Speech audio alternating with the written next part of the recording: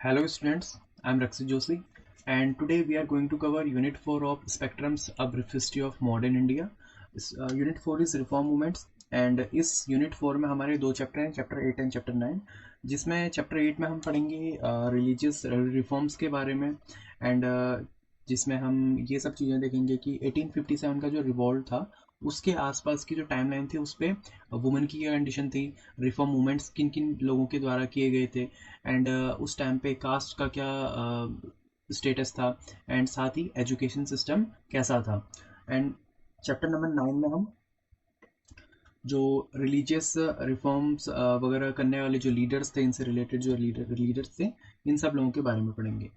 तो देखने को तो ये चैप्टर काफ़ी बड़ा है बट इस चैप्टर में हम ज़्यादा समय नहीं लगाएंगे बिकॉज हमारे जो most important chapter of spectrum है वो है यूनिट 5 में चैप्टर नंबर 10 एंड इसके बाद आने वाले कुछ चैप्टर जैसे कि हमारा जो फ्रीडम स्ट्रगल है, गांधी ज़रा है, कांग्रेस है। तो ये काफ़ी इंपॉर्टेंट चैप्टर है तो हम इनके बारे में आने वाली अपकमिंग वीडियोज़ में हम इनको कवर करेंगे। So let's begin the chapter number 8। सो जैसा कि मैंने बताया कि इसमें हम बात करेंगे एजुकेशन, वुमेन एंड कास्ट और रिफॉर्म्स के बारे में। तो सबसे पहले हम देखते हैं कि जो ब्रिटिशर्स थे इंडिया में, ब्रिटिशर्स जब आए तो उनका इंडिया में क्या मकसद था। तो जो ब्रिटिशर्स थे इंडिया में सिर्फ टेरिटोरियल कॉन्क्विस्ट करना या फिर यहाँ पे ट्रेड करके रेवेन्यू जनरेट करना, उनका सिर्फ इतना ही मकसद नहीं था, बल्कि वे लोग सोचते थे कि वो इंडिया में एक कल्चरल मिशन पे हैं। वो लोग इंडियंस को सिविलाइज बनाना चाहते बिकॉज वे खुद को हम इंडियंस से सुपीरियर मानते थे। सो जो ब्रिटिशर्स थे वो चाहते थे कि इंडियंस की जो कस्टम्स हैं, इनकी वैल्यूज़ हैं, इन सबको चेंज किया जाए और इनको सिविलाइज बनाया जाए। ठीक है। सो जो ब्रिटिशर्स थे उनमें भी दो टाइप की थिंकिंग रखने वाले लोग थे। पहले थे ओरिएंटलिस्ट और दूसरे थे critics of orientalist. Orientalist basically वे लोग होते हैं जिन्होंने किसी रीजन में रहने वाले लोगों की कल्चर, वहाँ की लैंग्वेज, वहाँ की कॉस्ट्यूम, इन सब चीज़ों के बारे में उन्होंने स्टडी की होती है, इन सब चीज़ों की उनको नॉलेज होती है, तो वे लोग ओरिएंटलिस्ट होते हैं। क्रिटिक्स वे लोग जो कि इन लोगों की अपोजिट थिंकिंग वाले लोग होते हैं। सो सबसे पहले हम देखते हैं ओरिएंटलिस्ट का जो पर्सपेक्टिव था वो कैसा था। तो जो ओरिएंटलिस्ट थे, ब्रिटिश ओरिएंटलिस्ट थे, वो लोग चाहते थे कि जो इंडियन एजुकेशन सिस्टम है उसी को प्रमोट किया जाए rather than western learning. And वो लोग चाहते थे कि जो इंडियंस जो ऑलरेडी जानते हैं, ठीक है, जिन चीज़ों की वो वैल्यू करते हैं, जिन चीज़ों को अप्रिशिएट करते हैं, जिन चीज़ों के बारे में बेसिकली उनको पहले से नॉलेज है, उन्हीं चीज़ों को उनको और अच्छे से बताया जाए और बेहतर तरीके से बताया जाए rather than any western learning, कोई एलियन चीज़ यानी कि जो उनको पता नहीं है, कोई नई चीज़ उनको सिखाने के बजाय जो ऑलरेडी उनको आता है वही सब उनको बताया जाए। तो ब्रिटिश ओरिएंटलिस्ट का ये पर्सपेक्टिव था। सो इसी चीज़ को ध्यान में रखते हुए जो ब्रिटिशर्स थे उन्होंने 1781 में कलकत्ता में एक मदरसा एंड बनारस में 1791 में एक हिंदू कॉलेज उन्होंने इस्टेब्लिश किया एंड जहाँ पे उनको इंडियंस को Arabic, Islamic and Sanskrit text in सब से संबंधित नॉलेज इंडियंस को दी जाती थी। और साथ ही 1783 में, ठीक है, 1783 में सुप्रीम कोर्ट के जूनियर जज विलियम जोन्स ने एक Asiatic Society of Bengal establish किया। साथ ही उन्होंने एक जर्नल स्टार्ट किया जिसका नाम उन्होंने एशियाटिक रिसर्च रखा। ओके। सो ये था हमारा ओरिएंटलिस्ट ब्रिटिशर्स का पर्सपेक्टिव। नाउ हम देखते हैं कि जो क्रिटिक्स ऑफ ओरिएंटलिस्ट विजन थे, जो उनकी जस्ट अपोजिट थिंकिंग रखने वाले जो ब्रिटिशर्स थे, उनका क्या मानना था। तो बेसिकली जो ये ब्रिटिशर्स थे, इनका मानना था कि जो ईस्टर्न नॉलेज है वो फुल ऑफ एरर्स है, साथ ही अनसाइंटिफिक है। इंडियन जो नॉलेज है, इंडियन जो बुक्स हैं, जो ग्रंथ हैं, वो सब फुल ऑफ एरर्स हैं, अनसाइंटिफिक है। साथ ही वे चाहते थे कि जो सिस्टम ऑफ एजुकेशन हो वो कुछ ऐसा हो जिससे कि जो डेली लाइफ में जो प्रैक्टिकल हो एंड जो यूज़फुल हो डेली लाइफ में, ऐसा एजुकेशन होना चाहिए, उनका ऐसा मानना था। ठीक है। तो इसी के साथ उन्होंने ब्रिटिशर्स ने Indian sorry English education act in 1835 उन्होंने इंट्रोड्यूस किया, जिसमें जो हायर एजुकेशन थी उस पर इंग्लिश को as a medium of instruction उन्होंने इस्टेब्लिश किया। एंड साथ ही उन्होंने जो ओरिएंटलिस्ट जो इंस्टीट्यूशंस थे like Calcutta Madrasa and Banaras Sanskrit college, उन सबको उन्होंने प्रमोट करना स्टॉप कर दिया। ठीक है। तो और साथ ही उन्होंने इंग्लिश टेक्स्ट बुक वगैरह प्रोड्यूस करना स्टार्ट किया। नाउ इसमें थे एक ब्रिटिशर थॉमस बेबिंगटन मैकॉले, जिन्होंने इंग्लिश में टीचिंग करने का, एक उन्होंने इंग्लिश पढ़ाने का इंडियंस को, इस बात पे उन्होंने जोर दिया, क्योंकि उनका मानना था कि इंग्लिश पढ़ा के हम नेटिव इंडियंस को क्या कर सकते हैं, सिविलाइज कर सकते हैं, उनका ऐसा मानना था। ठीक है। नाउ नेक्स्ट हमारा आता है वुड्स डिस्पैच। ठीक है। वुड्स डिस्पैच हमारा ये काफ़ी इंपॉर्टेंट टॉपिक है। इस पे ये हमारे इंडिया में गवर्नर जनरल लॉर्ड डलहौजी के टाइम पे आया था। ठीक है। लॉर्ड डलहौजी के टाइम टाइम पे हमारा ये आया था, और इसको इशू किया था बाय चार्ल्स वुड ने 1854 में, जो कि board of president of board of control of the company, company means east India company in London. Okay. तो उनके द्वारा ये इंडिया में भेजा गया था, और इसको भारत में, ठीक है, अंग्रेजी शिक्षा का मैग्ना कार्टा इसको हम इसको जाना जाता है। एंड साथ ही इसने इंडिया में क्या किया, एजुकेशनल पॉलिसी का इन्होंने एक बेसिकली एक बेस इस्टेब्लिश किया, और साथ ही इन्होंने जो इंग्लिश एजुकेशन या फिर हम कहें कि वेस्टर्न एजुकेशन है, उसकी क्या क्या प्रैक्टिकल बेनिफिट्स हैं, इस बात पे इसने जोर दिया। और साथ ही एक इसमें नोट करने वाली एक बात है कि जो हमारा स्कूल लेवल है, स्कूल लेवल पे इसने क्या किया कि जो स्कूल लेवल पे जो मीडियम ऑफ इंस्ट्रक्शन होगा वो वर्नाकुलर लैंग्वेज होगी, और जो हायर एजुकेशन होगी उसमें पढ़ाने का जो मीडियम होगा वो इंग्लिश होगा। ठीक है। वर्नाकुलर मीन्स जो हमारी सामान्य बोलचाल की जो भाषा होती है, हमारी जो बोली होती है, उसी बोली मतलब उसी लैंग्वेज में बच्चों को पढ़ाया जाएगा, इसका ऐसा करना था। साथ ही इसने इंडिया में सिस्टम ऑफ यूनिवर्सिटीज, ठीक है, एजुकेशनल डिपार्टमेंट्स, इन सब चीज़ों की इसने नींव रखी। नाउ जो ब्रिटिशर्स थे, उनका वुड्स डिस्पैच को लेके क्या नज़रिया था, उनका मानना था कि जो वेस्टर्न एजुकेशन है वो इंडियंस में मॉरल को इंक्रीज करेगी, साथ ही जो कंपनी ईस्ट इंडिया कंपनी है उनको सिविल सर्वेंट्स वगैरह प्रोवाइड करेगी, और जो इंडियन पीपल है उनको भरोसेमंद और सच बोलने वाला बनाएगी। ठीक है। तो ये था अपना वुड्स डिस्पैच, जो कि 1854 में लॉर्ड डलहौजी के टाइम पे आया था, जिसे English education, Magna carta of English education कहा जाता है। Okay. So now next topic अपना विलियम एडम की एक रिपोर्ट है, जो कि वुड्स डिस्पैच से पहले 1830 में आई थी। और विलियम एडम एक स्कॉटिश मिशनरी थे। इन्होंने इंडिया में सर्वे किया था, इंडिया बेसिकली बंगाल और बिहार में, इस रीजन में उन्होंने सर्वे किया था। उनके इस सर्वे में उन्होंने देखा कि इस रीजन में लगभग 1 लाख पाठशालाएं हैं, जिसमें ऑलरेडी ऑलरेडी जहाँ 1 लाख पाठशालाएं हैं, और यहाँ पर 20 लाख बच्चे पढ़ते हैं। ठीक है। और ये जो पाठशालाएं हैं बेसिकली कोई जो वहाँ के जो धनी किसान हैं, ठीक है, कोई लोकल कम्युनिटी है, उनके द्वारा इन सबको, इन पाठशालाओं को इस्टेब्लिश कर रखा है। और एक ध्यान देने वाली बात है कि ये जो पाठशालाएं हैं, यहाँ पे कोई फिक्स क्लासेस नहीं होती है, कोई फिक्स सिलेबस नहीं होता है, कोई फिक्स बुक नहीं होती है, कोई एक टाइम टेबल नहीं होता है, कोई ऐसा कोई डिसिप्लिन नहीं है कि हमको ये ड्रेस कोड में ही आना है। और जो क्लासेस होती थी वो बरगद के पेड़ के नीचे पे करी जाती थी, जैसे हमने टीवी में भी देखा है, आप लोगों ने भी देखा होगा। और यानी कि हम कहें कि जो सिस्टम ऑफ एजुकेशन था वो फ्लेक्सिबल था। ठीक है। और तो इसी चीज को देखते हुए बाद में नए रूल्स आए सिस्टम ऑफ एजुकेशन के, जिसमें ईस्ट इंडिया कंपनी ने गवर्नमेंट पंडित्स अपॉइंट किए फॉर टीचिंग स्टूडेंट्स, जहाँ पे हर एक पंडित को, हर एक टीचर को लगभग 4 से 5 पाठशालाएं प्रोवाइड की जाती थी, जहाँ पे उसे बच्चों को पढ़ाना होता था। और टीचर को और हर मंथली या फिर क्वार्टरली या फिर ईयरली कंपनी को रिपोर्ट्स वगैरह सबमिट करनी होती थी। और अब जो था टाइम टेबल आ गया था, ठीक है, टेक्स्ट बुक्स वगैरह आ गई थी, एग्जाम्स, रेगुलर एग्जाम्स होते थे, एक फीस स्ट्रक्चर होता था, ठीक है, डिसिप्लिन यानी कि ड्रेस कोड वगैरह होता था, टाइम टेबल, इतने बजे स्कूल आना है, ये सब चीज़ें होने लग गई थी। ठीक है। तो ये था हमारा, अभी तक हमने पढ़ा ब्रिटिशर्स जो ओरिएंटलिस्ट पर्सपेक्टिव था, एंड उनके जो क्रिटिक्स थे, एंड देन हमने पढ़ा, इंपॉर्टेंट है, ठीक है, इसको इंपॉर्टेंट मार्क कर लो, Woods dispatch and then William Adam की रिपोर्ट। Now we are going to cover women.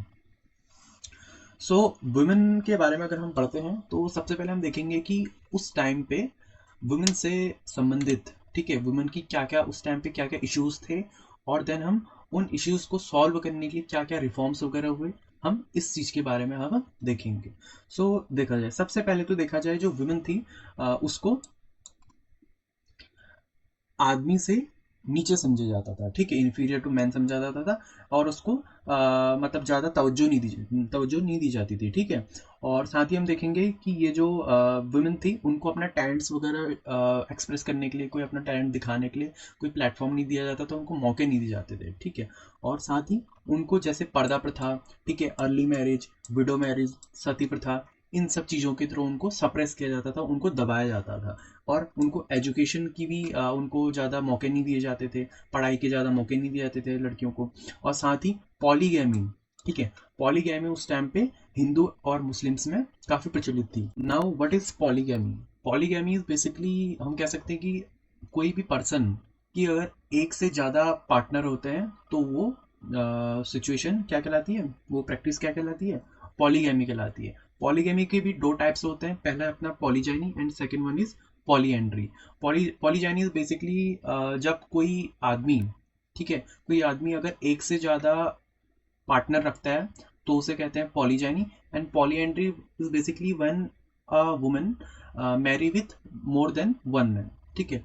और उस टाइम पे हम कह सकते हैं कि इंडिया में पॉलीजाइनी हिंदूज और मुस्लिम्स में ज़्यादा प्रचलित था, ठीक है। यानी कि जो मैन है वो एक से ज़्यादा वाइफ अपने पास रख रहे हैं, ठीक है।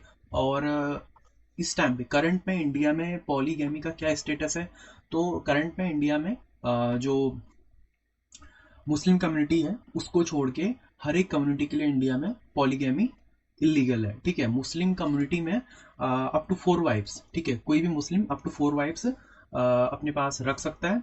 एंड उसके अलावा Hindu, Muslim, I think, I mean Hindu, Christian, Sikh, ईसाई, पारसी, जैन, इन सबको पॉलीगैमी का कोई भी राइट। नाउ जो नेक्स्ट इशू था वो था कि जो हिंदू वुमेन थी, हिंदू वुमेन अपनी फादर की संपत्ति, ठीक है, या फिर अपनी मदर की संपत्ति इनहेरिटेट नहीं कर सकती है, ठीक है, इनहेरिट नहीं कर सकती थी। आई मीन हम कह सकते हैं कि जो हिंदू वुमेन थी, मान लीजिए कोई पर्सन है, उसकी एक सिंगल बेटी है, ठीक है, या फिर उसके एक बेटा एक बेटी है, तो बेटे को तो अपने फादर की संपत्ति मिल जाएगी, बट जो वुमेन है उसको अपने फादर की संपत्ति नहीं मिलेगी, उसके पास ये राइट नहीं था। और साथ ही अगर कोई वुमन की उसकी मर्जी के खिलाफ अगर कोई शादी हुई है तो वो उस शादी से मना नहीं कर सकती है, ठीक है। तो ये एक इशू ये भी था। और सेम अगर जो इनहेरिटेंस की बात करें मुस्लिम कम्युनिटी में, तो वहाँ की वुमन के पास इनहेरिट करने का राइट था, but only half as much as a man can, ठीक है। यानी कि जितना कोई आदमी कर सकता था, जितना एक बेटा अपने फादर की संपत्ति रख सकता था, उसका सिर्फ आधा हिस्सा ही एक बेटी अपने पास रख सकती थी, ठीक है। तो ये थे कुछ इश्यूज जो उस टाइम पे वुमेन के साथ थे। नाउ हम पढ़ेंगे इन सब चीज़ों को, ठीक है, इन सब चीज़ों को कैसे वुमेन की जो कंडीशन थी उसको कैसे अपलिफ्ट करने के लिए क्या क्या जो काम किए गए, जो क्या क्या चीज़ें, क्या क्या रिफॉर्म्स हुए, हम इन सब चीज़ों के बारे में पढ़ेंगे। So let us talk about sati प्रथा, ठीक है। हमने अभी पढ़ा कि जो वुमन थी उसको अलग अलग प्रैक्टिसेस के थ्रू, पर्दा प्रथा, सती प्रथा and widow marriage, widow ban और widow marriage and early marriage, इन सब चीज़ों के थ्रू क्या किया जाता है, उनको सप्रेस किया जाता है। तो सबसे पहले है सती प्रथा। सती प्रथा में नाम आता है, सबसे पहले नाम आता है राजा राम मोहन राय का। राजा राम मोहन राय ने राजा राम मोहन राय ने सबसे पहले सती प्रथा के अगेंस्ट कैंपेन स्टार्ट किया था, ठीक है। और उनके कैंपेन से इन्फ्लुएंस होकर गवर्नर जनरल विलियम बेंटिक ने सती को इलीगल और पनिशेबल ऑफेंस डिक्लेयर कर दिया, ठीक है, यानी कि सती को उन्होंने बैन कर दिया। नाउ साथ ही बंगाल सती रेगुलेशन एक्ट 1829 इम्पोज किया गया।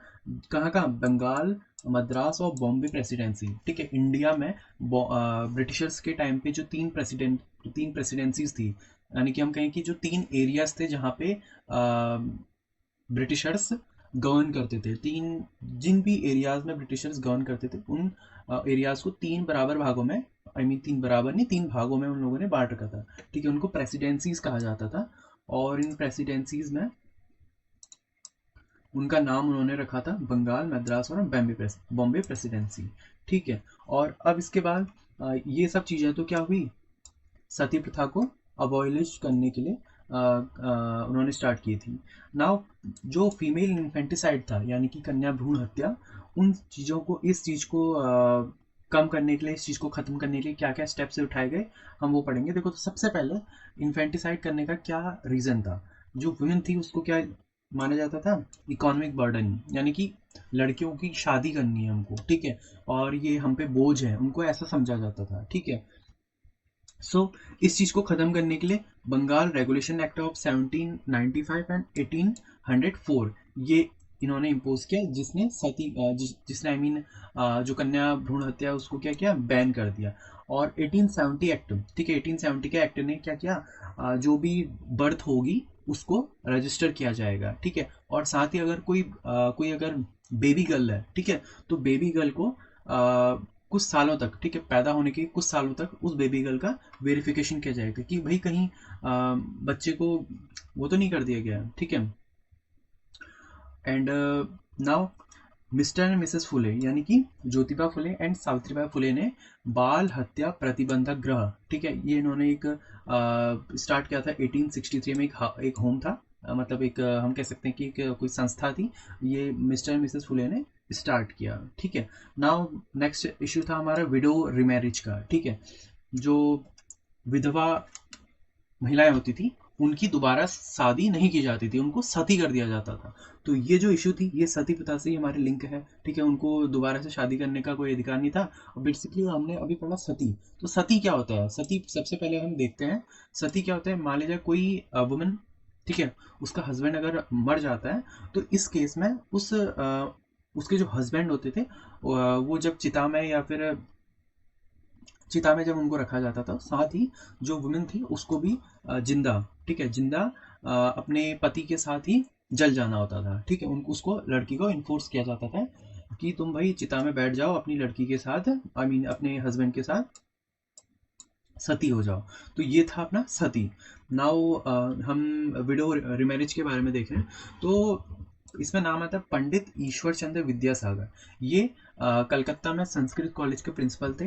इन्होंने हिंदू विडो रिमैरिज एक्ट, ठीक है, इनकी वजह से क्या हुआ, हिंदू विडो रिमैरिज एक्ट 1856 से पास हुआ, जिससे क्या हुआ कि इस एक्ट के थ्रू जो विडोज थी उनको दोबारा से शादी करना अलाउ हो गया।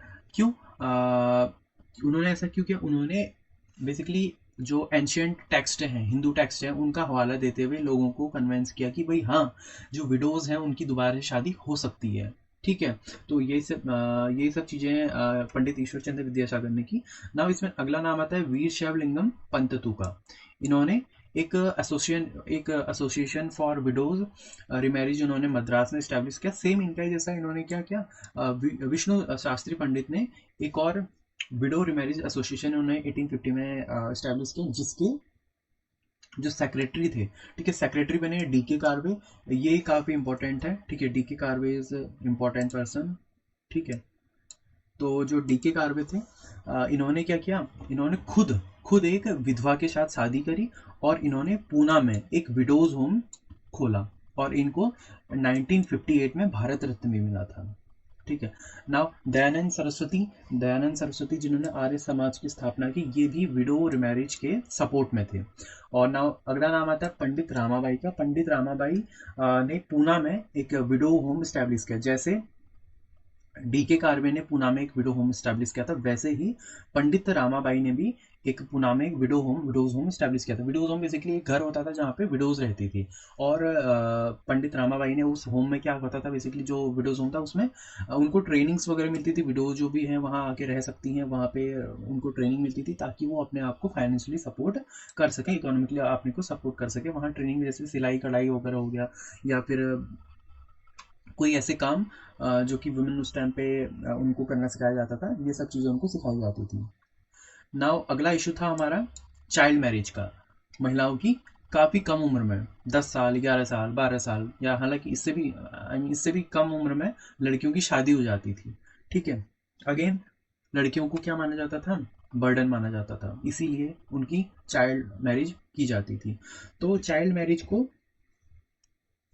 प्रोहिबिट करने के लिए इंडियन क्रिश्चियन मैरिज एक्ट, ठीक है, नेटिव मैरिज एक्ट और उसके बाद सिविल मैरिज एक्ट लागू किया गया। बट ये जो एक्ट्स थे ये सिर्फ और सिर्फ क्रिश्चियंस के लिए, ठीक है, क्रिश्चियंस में चाइल्ड मैरिज को प्रोहिबिट करने के लिए ये एक्ट लागू किए गए थे। ठीक है, और इसके बाद हमारा इम्पोर्टेंट आता है एज ऑफ कॉन्सेंट एक्ट 1891 में। इसने क्या किया, इसने 12 साल से कम उम्र की लड़कियों की शादी करना एक पनिशेबल ऑफेंस डिक्लेयर किया। देन इसके बाद आता है अपना चाइल्ड मैरिज रिस्ट्रेन एक्ट 1929। इसने इसको हम शारदा एक्ट के नाम से भी जानते हैं।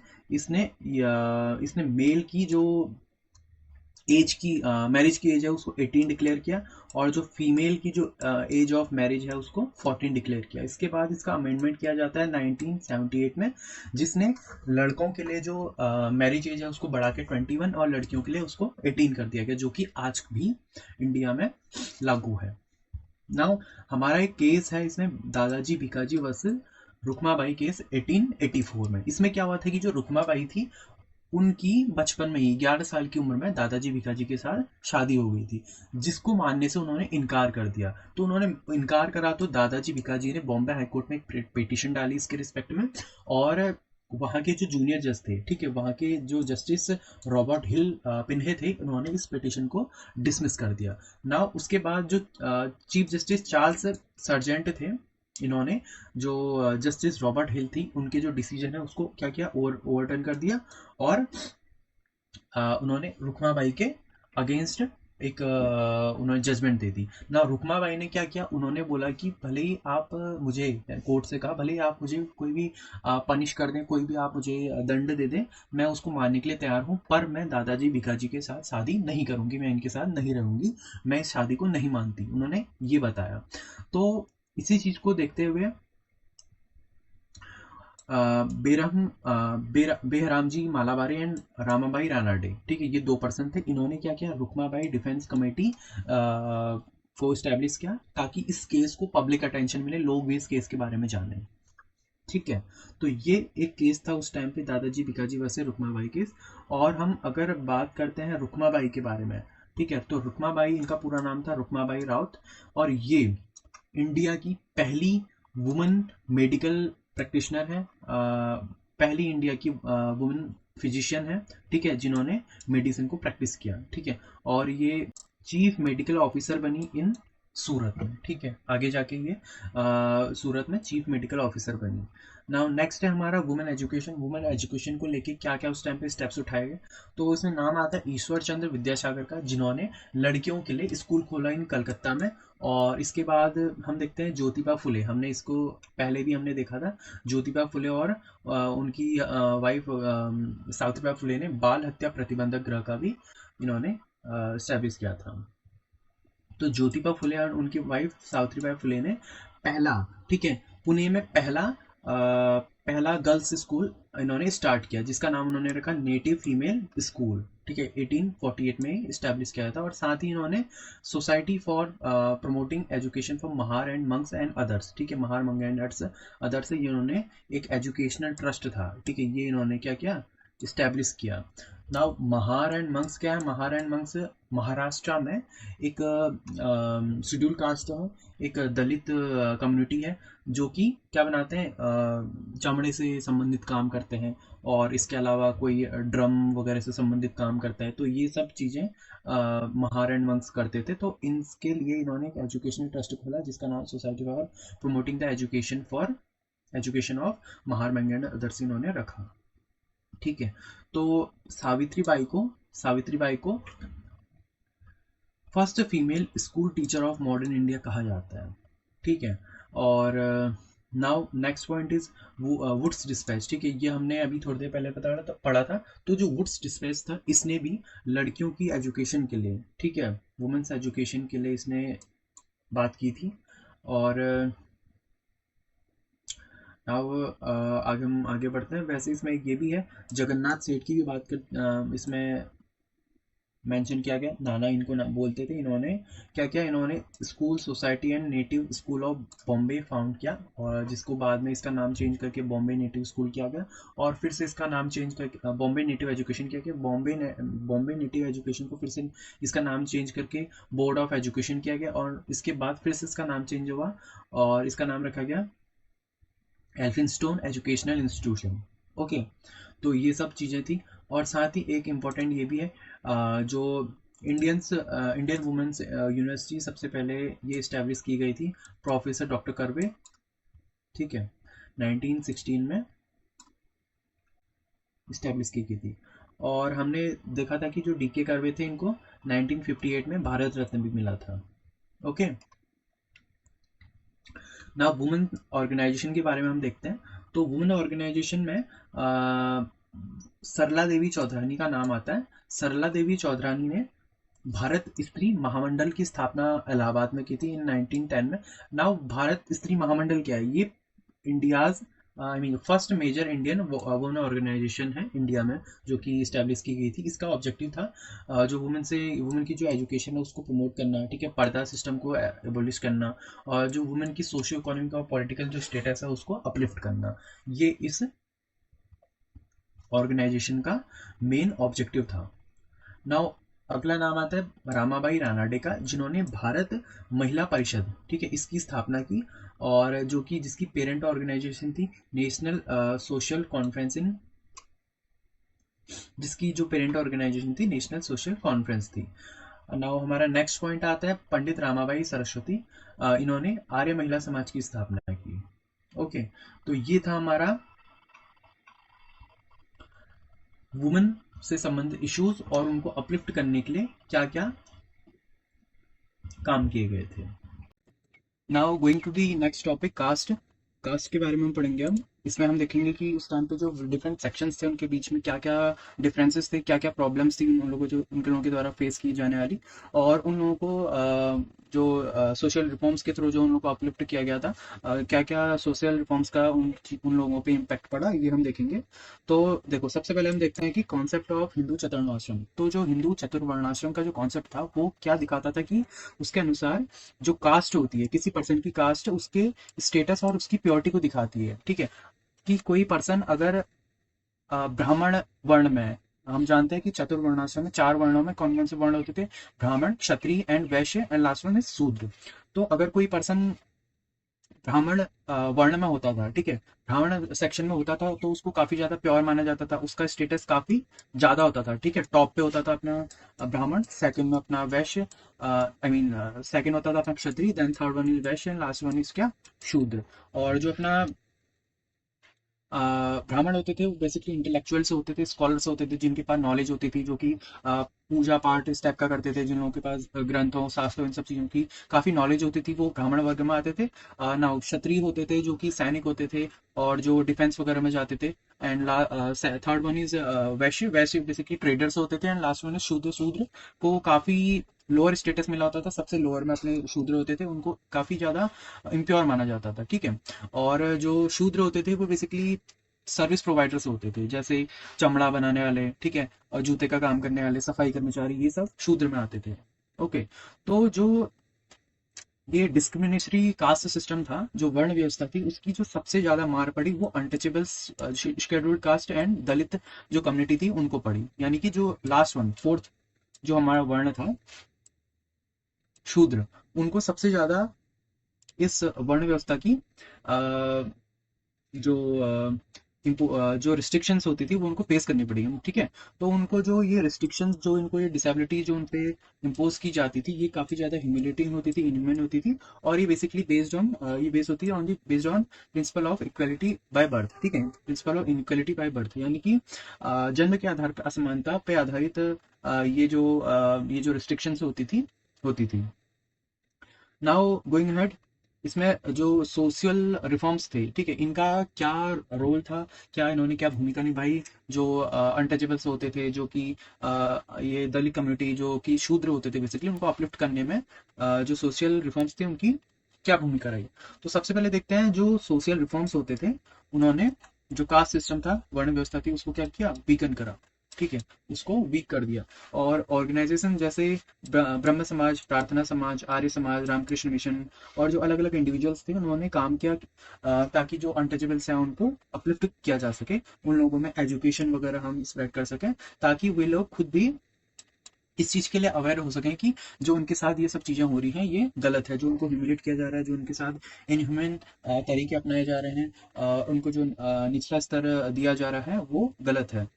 नाउ इसमें ब्राह्मण बी आर अम्बेडकर, भीमराव अंबेडकर, इन्होंने खुद अपने चाइल्डहुड में क्या किया, कास्ट बेस्ड डिस्क्रिमिनेशन इन्होंने फेस किया। इस वजह से इन्होंने अपनी थ्रू आउट हिज लाइफ ये जो अपर कास्ट की जो ऑपरेशनिस्ट थी, जो दमनकारी जो उनकी व्यवहार था, उसके खिलाफ ही लड़ते रहे। और इन्होंने दो न्यूज़पेपर स्टार्ट किए, एक इन्होंने पूपनायक 1920 में स्टार्ट किया, दूसरा इन्होंने बहिष्कृत भारत 1927 में इन्होंने स्टार्ट किया। और इन्होंने बहिष्कृत हितकारिणी सभा 1924 में इन्होंने स्टार्ट की, जिसका मेन मोटो था एजुकेट, ऑर्गेनाइज एंड एगिटेट। ओके। और साथ ही इन्होंने all India schedule caste federation 1942 में इस्टेब्लिश किया। और इन्होंने महत सत्याग्रह इन्होंने स्टार्ट किया मार्च 1927 में।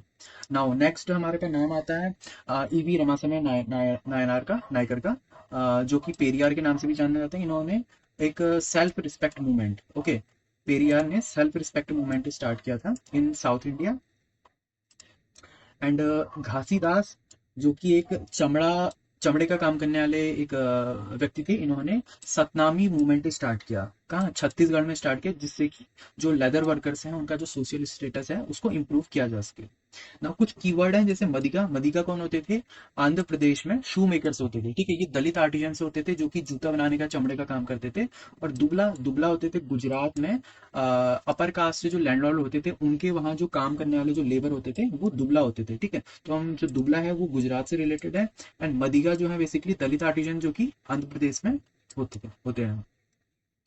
और नाउ एक सीडी फेस्टिवल है, ये कर्नाटक का एक फेमस फेस्टिवल है, जिसको हम हुक स्विंगिंग फेस्टिवल के नाम से भी जाने जाते हैं और जानते हैं। एंड इसमें क्या होता है कि पर्सन जो होता है अपनी स्किन में एक हुक को अटैच करता है और उसके बाद हवा में झूलता है, ठीक है, ये एक रिचुअल वर्शिप होती है। So this is our chapter number 8। हमने इस चैप्टर में बात किया सबसे पहले ब्रिटिश टूवर्ड्स एजुकेशन के बारे में, देन हमने वुमेन की कंडीशन के बारे में देखा, ठीक है। और इसमें हमने देखा कि कैसे कैसे कास्ट को लेके क्या क्या चीजें हुई थी और उनको फिक्स करने के लिए क्या क्या चीजें different different person, different different communities के द्वारा की गई थी। सो यही था हमारा चैप्टर नंबर 8।